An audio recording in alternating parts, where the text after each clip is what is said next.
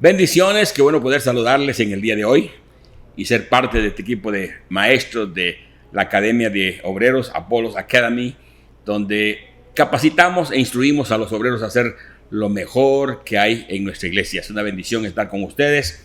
Hemos venido hablando de la vida del apóstol Pablo, las cartas que él escribió para estimularnos y aún tratar de darle ánimo a la iglesia, y muchas veces para traer correcciones, traer reprensiones, pero todo algo maravilloso.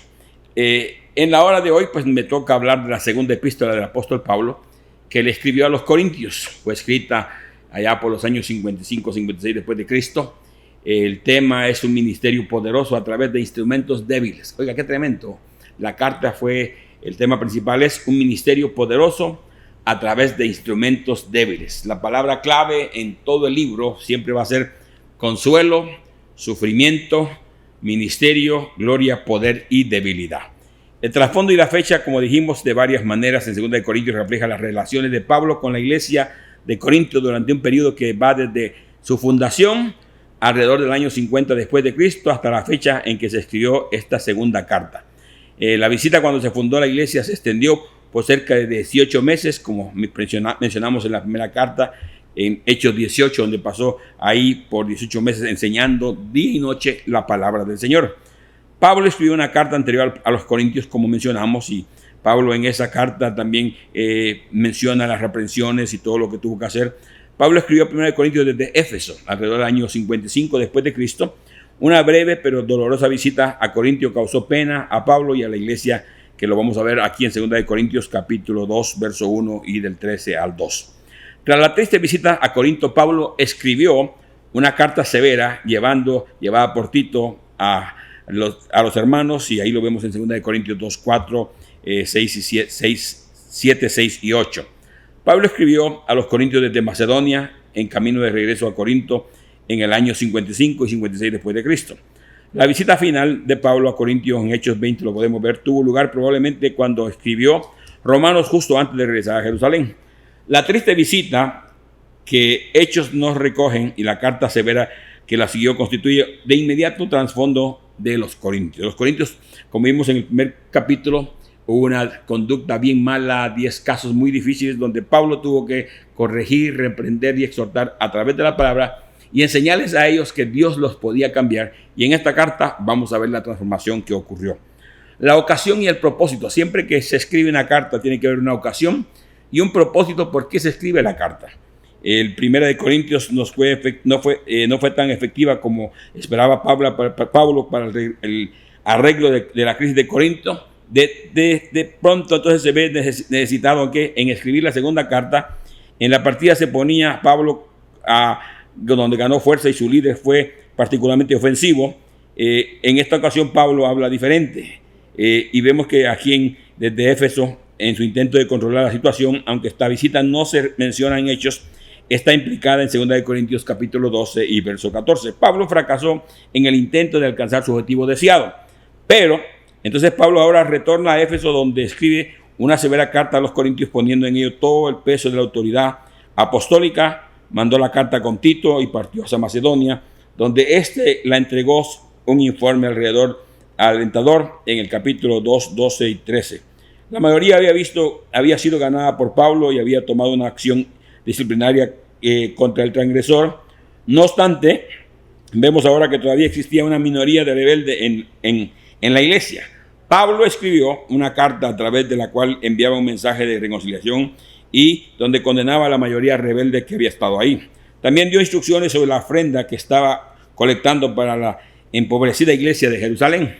Las características que vemos siempre en las cartas son alentadoras y algunas desalentadoras. 2 Corintios es la más autobiográfica que hay. En la carta de Pablo contiene numerosas referencias a las dificultades que confrontó en el transcurso de su ministerio. Pablo menciona esto para establecer la legitimidad de su ministerio e ilustra la naturaleza de la verdadera espiritualidad que debe tener un líder que ha sido formado por Dios. Al urgir el favor de su ministerio, Pablo abre su corazón mostrando su profunda emoción, confiesa su gran amor por los corintios, su ardiente celo por la gloria de Dios, la lealtad sin componentes hacia la voluntad del Evangelio y su ardiente indignación a enfrentar a aquellos que destruyen la fraternidad entre los miembros de la iglesia. Su vida estaba atada a la vida de sus conversos y él no era un simple y frío profesional en el desempeño de su ministerio, que lo vemos también a través de toda la palabra de Dios. Entonces es interesante ver el contenido mientras usted lo estudie, y nosotros enseñamos aquí en la Academia de Obreros, Apollos Academy. Se va a dar cuenta usted que el contenido de la carta siempre fue para el beneficio de los cambios de la iglesia. Ahora, la segunda carta de los Corintios puede dividirse en 3 partes profundamente. Los primeros 7 capítulos contienen la autodefensa de Pablo en relación con su conducta y ministerio. Explica el cambio de sus planes de visitar Corinto y responde a los cargos de falta de severidad. Al discutir el tema del ministerio cristiano, expone su naturaleza, sus problemas y sus motivaciones y sus responsabilidades. La segunda parte del libro, que cuenta de los capítulos 8 y 9, trata de la ofrenda colectada por Pablo para los pobres santos de Judea. Pablo insta a los corintios a ser liberales y dar alegremente, de manera que Dios pueda bendecirlos en cada momento que participen en la ofrenda. Los capítulos 10 al 13 forman el tercer segmento de la carta y contienen un mensaje de condena a los detractores que quedan en la iglesia. Pablo responde a los excesos y calumnias de los críticos y reivindica por completo la autoridad como apóstol. Tenía que tener su autoridad como todo hombre de Dios la debe tener. La aplicación personal es tremenda.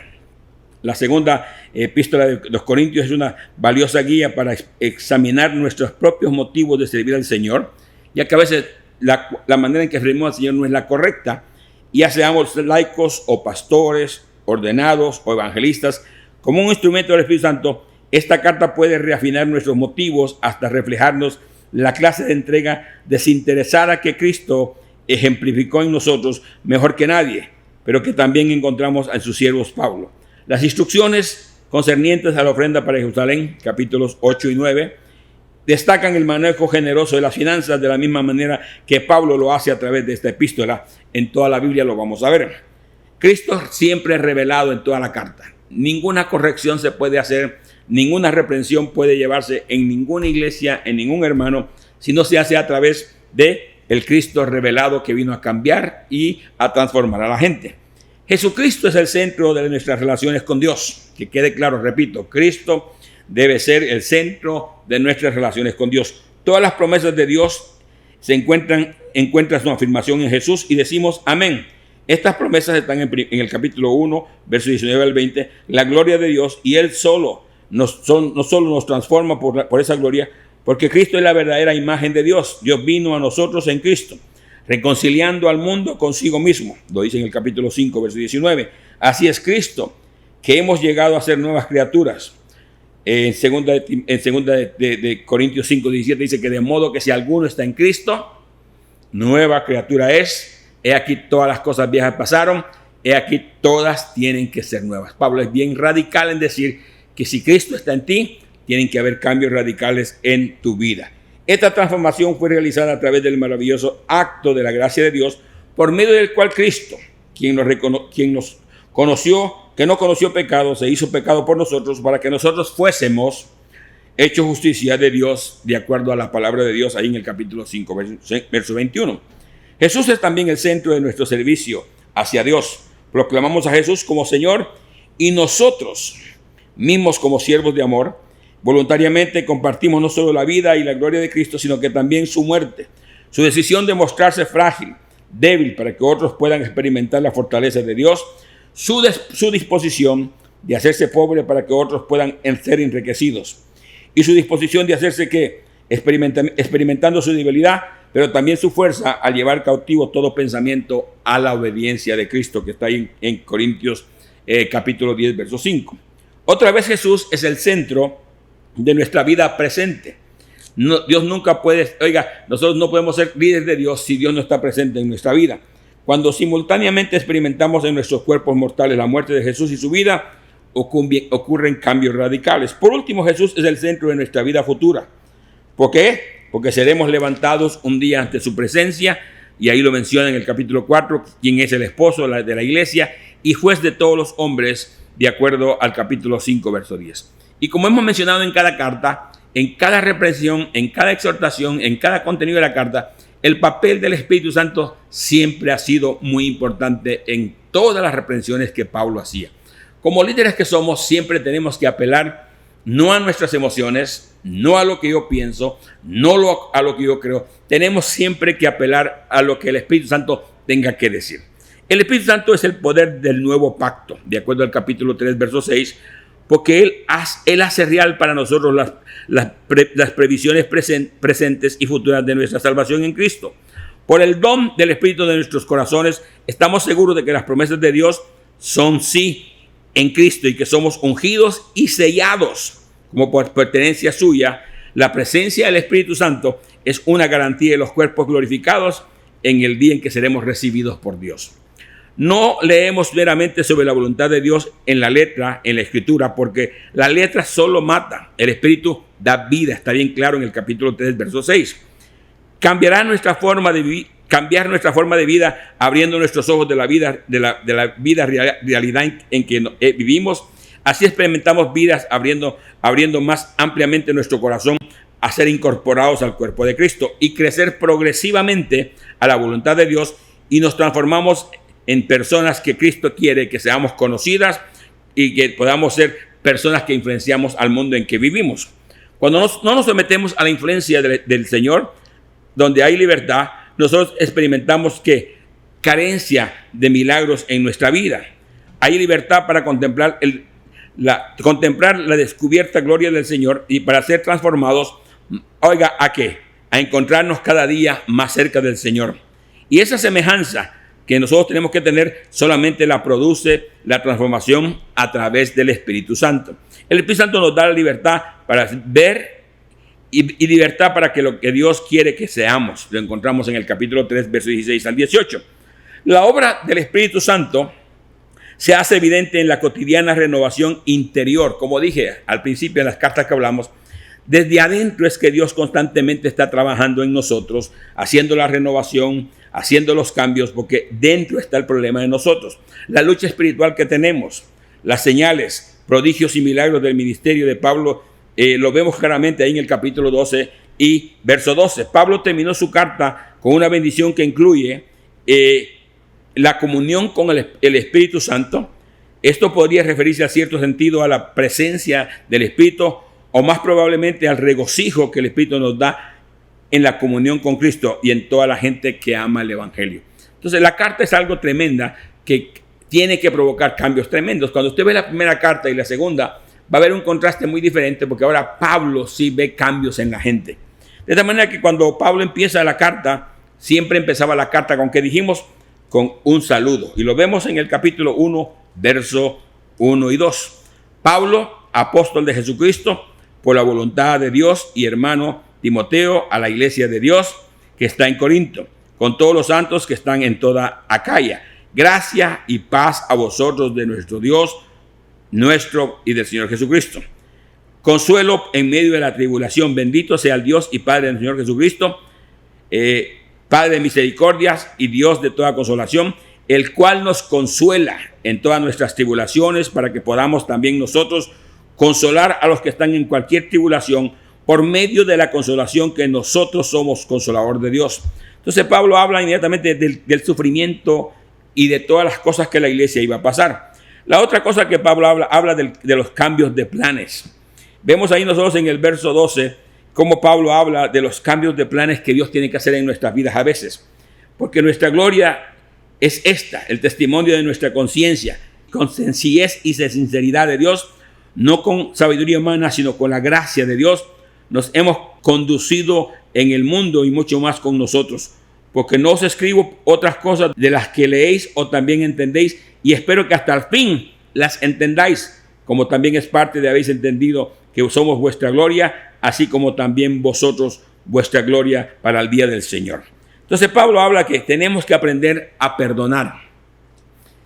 En Corintios se vieron tantos problemas que causaron contiendas, que hoy Pablo enseña que tenemos que aprender a perdonar. Y parte del bosquejo es que hay que perdonar al ofensor. En el capítulo 2, versos 5 al 11, se menciona el caso que estuvimos hablando, de el hermano que pecó, el hermano que vivía con su familiar, y Pablo se indignó y tuvo que reprender y que lo echaran fuera. Ahí en el capítulo 2, verso 13, y esto mismo que escribí, para que cuando llegue no tenga tristeza de parte de aquellos que me debiera gozar confiando en vosotros todos, en mi gozo de él, de todos vosotros.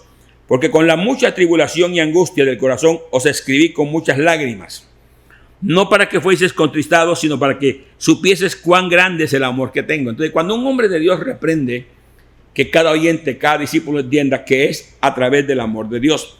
Pero si alguno me ha causado tristeza, no me la ha causado a mí, sino en cierto modo, no por exagerar, a todos vosotros. Le basta a tal persona esta reprensión hecha por muchos. Así que al contrario, vosotros más bien debieras perdonarle y consolarle para que no sea consumido de demasiada tristeza. Por lo cual os ruego que confirméis en amor para con él, porque también para este es firme. Os escribí para tener la prueba de que si vosotros sois obedientes a todo. Y al que vosotros perdonáis, yo también, porque yo también los he perdonado. Si algo he perdonado por vosotros, lo he hecho en presencia de Cristo, para que Satanás no gane ventaja en algunos sobre nosotros, pues no ignoramos sus maquinaciones. El otro punto que vemos aquí es las distracciones que provocan a veces ciertos hermanos. Y vemos cómo aquí habla de la distracción de Troas, y lo vemos ahí en el capítulo 2, verso 12. En adelante dice: cuando llegué a Troas, dice aquí, para predicar el evangelio de Cristo, aunque me abrió puerta en el Señor, no tuve reposo en mi espíritu por no haber hallado a mi hermano Tito. Así, despidiéndome de ellos, partí para Macedonia. Mas a Dios gracias, el cual nos lleva siempre de triunfo en Cristo Jesús, y por medio de nosotros manifiesta en todo lugar el olor de su conocimiento. Porque para Dios somos grato olor en Cristo Jesús, los que se salvan y los que se pierden. A esto ciertamente olor de muerte para muerte, a aquellos olor de vida para vida, y para estas cosas quien es suficiente. Entonces vemos nosotros cómo Pablo maneja cada situación. La naturaleza del ministerio del cristiano, lo vemos en el capítulo 2, verso 14, y miren lo que dice. ¿Cuál es el ministerio de todo creyente? El verso 14 dice: mas a Dios gracia, el cual nos lleva siempre de triunfo en Cristo Jesús, y por medio de nosotros manifiesta en todo lugar que su conocimiento. Esa es la naturaleza de Dios. Cuestiones de vida o muerte, porque siempre en la iglesia van a haber cuestiones de vida y muerte, y ahí lo menciona en el verso, el 17 precisamente, dice: porque no somos como muchos que mendan falsamente la palabra de Dios, sino que con sinceridad, como de parte de Dios y delante de Dios, hablamos en Cristo Jesús. Entonces es interesante cómo Pablo maneja todas estas situaciones. El otro punto que toca en este bosquejo de 2 de Corintios es cartas vivas de recomendación. Nosotros somos cartas abiertas. Y miren lo que dice el capítulo 3. Comenzamos otra vez a recomendarnos a nosotros mismos, o tenemos necesidad, como algunos, de cartas de recomendación para vosotros o de recomendaciones de vosotros.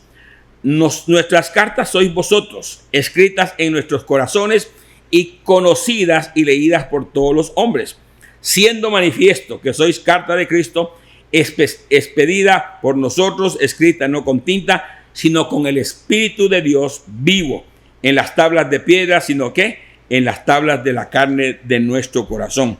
Entonces, vemos nosotros también la suficiencia de Dios en nuestras vidas. Dios siempre ha sido suficiente en nuestra vida y siempre va a ser la obra completa en nuestros corazones. El nuevo pacto, Pablo habla del nuevo pacto que Dios ha hecho en nosotros. Miren lo que dice el verso 7 de 2 de Corintios. Y el mismo espíritu de muerte, grabado con letras en piedras, fue con gloria, tanto que los hijos de Israel no pudieron fijar la vista en el rostro de Moisés a causa de la gloria de su rostro, la cual había de perecer. ¿Cómo no será más bien con gloria el ministerio que el Espíritu Santo hoy produce en nuestra vida? Porque si el ministerio de condenación fue con gloria, mucho más abundará en gloria el ministerio de justificación. Porque aún lo que fue glorioso no es glorioso en este respecto en comparación con la gloria más eminente. Porque si lo que pertenece tuvo gloria, mucho más gloria será lo que pertenece. Así que, teniéndole tal esperanza, usamos mucha franqueza.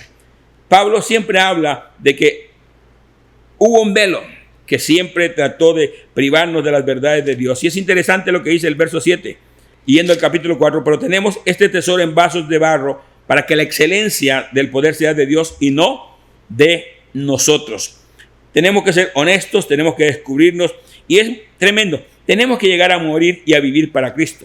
Si usted ve del capítulo 4, del verso 8 en adelante, dice: así que estamos atribulados en todo, mas no angustiados, en apuros, mas no desesperados, perseguidos, mas no desamparados, derribados, pero no destruidos, llevados en el cuerpo siempre por todas partes la muerte de Jesús, para que también la vida de Jesús se manifieste en nuestros cuerpos. Porque nosotros que vivimos siempre estamos entregados a muerte por causa de Jesús, para que también la vida de Jesús se manifieste carnalmente en nosotros. De manera que la muerte causa en nosotros, ¿qué?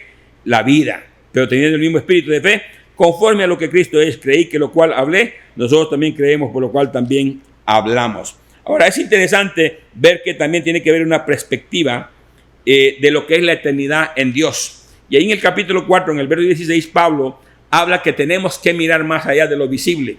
Y en el verso 16 dice, hablando de la perspectiva eterna de Dios, que cada creyente tiene que verla a través de Dios, dice: mirando lo invisible. Por tanto, no desmayemos, hermanos.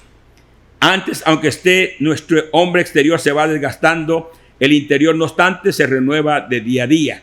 Porque esta leve tribulación momentánea produce en nosotros una cada vez más excelente y eterno peso de gloria. ¡Qué poderoso! No mirando nosotros las cosas que se ven, sino las que no se ven. Pues las cosas que se ven son temporales, pero las que no se ven son eternas. Entonces Pablo habla de lo que es la perspectiva de Dios. En el octavo punto de su bosquejo, Pablo habla sobre ¿qué? Sobre reconciliando al reconciliador. En el capítulo 5, el verso 12, él habla bien claramente cómo es esto. Y dice: no nos recomendamos, pues, otra vez a vosotros, sino os damos ocasión de gloriarnos por vosotros, para que tengáis por qué responder a lo que es los que se glorían en apariencias y no en el corazón.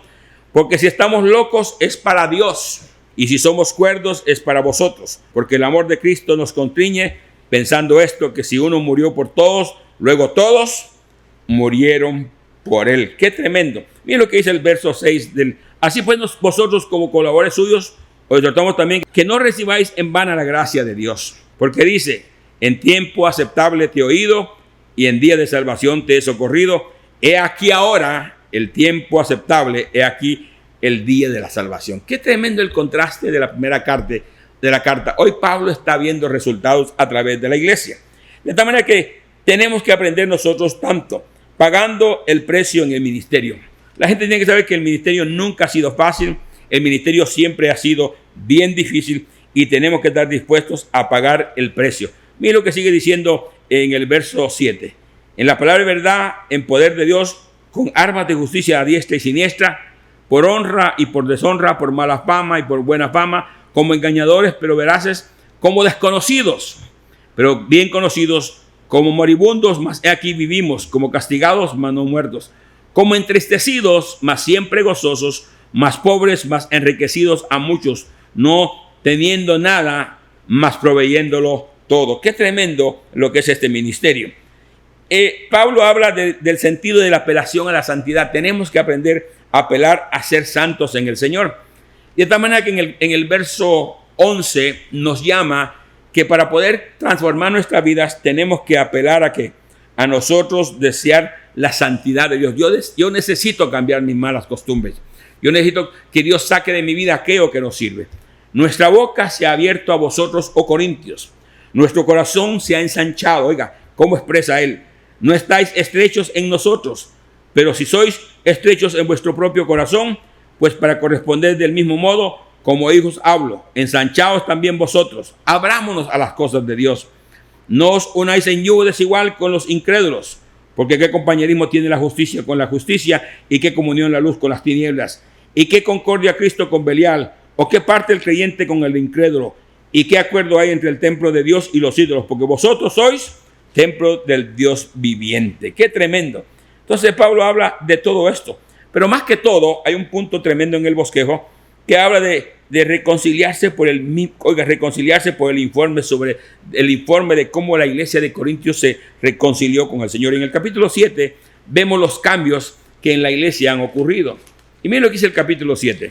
Vamos a leer del verso 5 unos versículos en adelante, dice aquí, porque de cierto, cuando venimos a Macedonia, ningún reposo tuvo nuestro cuerpo, sino que de todo fuimos atribulados de fuera, conflictos de dentro, temores. Pero Dios, que consuela a los humildes, nos consoló con la venida de Tito, en cuanto a vosotros, haciéndonos saber nuestro gran afecto, nuestro llanto y nuestra solicitud por mí, de manera que me regocijé aún más, porque aunque os contristé con la carta que no me pesó hacerla, aunque entonces lo lamenté, porque veo que aquella carta, aunque por algún tiempo os contristó, ahora me gozo porque habéis sido contristados, sino porque fuisteis contristados para arrepentimiento, porque habéis sido contristados según Dios, para que ninguna pérdida padezcáis por vuestra parte. Porque la tristeza que es según Dios produce arrepentimiento para salvación, de que no hay arrepentimiento, pero la tristeza del mundo produce muerte. Porque aquí esto mismo de que habéis sido contristados según Dios, ¿qué solicitud produjo en vosotros? ¿Qué defensa o qué indignación? ¿Qué temor? ¿Qué ardiente afecto? El celo, y que bendiquemos que todo habéis sido mostrados limpios en el asunto de la palabra de Dios. Entonces Pablo habla de que se siente feliz porque ha sido la iglesia, ha sido consolada. Y habla también de los elogia por la generosidad, por la forma en que lo hicieron, por la forma en que dieron. Asimismo, hermanos, dice, os hacemos saber la gracia de Dios que se ha dado a la iglesia, que en grande prueba de tribulación, de abundancia, de gozo y profunda pobreza, abundaron en riquezas de generosidad. Pues doy testimonio de que con agrado, conforme a sus fuerzas y aún más allá de sus fuerzas, pidiéndonos con muchos ruegos que les diésemos el privilegio de participar en el servicio, habla de sus buenas intenciones, de compartir recursos, preparado el camino de la generosidad, la bendición de dar. Ella condena las exigencias superficiales de que mucha gente tiene, condena las comparaciones insensatas, el celo santo que debe existir en la iglesia, la equivocación y tolerancia de los corintios. Pablo rechaza la jactancia, anuncia la tercera visita, la honestidad de los motivos que debe existir, la advertencia a los que pertenecen rebeldes, y por último llama a un autoexamen. Y siempre Pablo terminaba su carta despidiéndose a los hermanos, haciéndoles saber que todo lo que hacía, lo hacía con mucho amor, con mucha buena voluntad. Así que dice claramente, termino mi carta, dice Pablo, orando a Dios que ninguna cosa mala hagáis, no para nosotros aparezcamos aprobados, sino para que vosotros mismos sean buenos, aunque vosotros seamos como reprobados. Porque nada podemos contra la voluntad, sino por la verdad, por lo cual nos gozamos de que seamos nosotros débiles y que vosotros fuertes, y aún oramos por vuestra perfección. Pablo se goza en ver los cambios, y los cambios solo ocurren cuando somos discípulos y somos capacitados y honrados, y transformados a través de una academia como Apollos Academy. Así que te bendigo en la tarde de hoy. Gracias.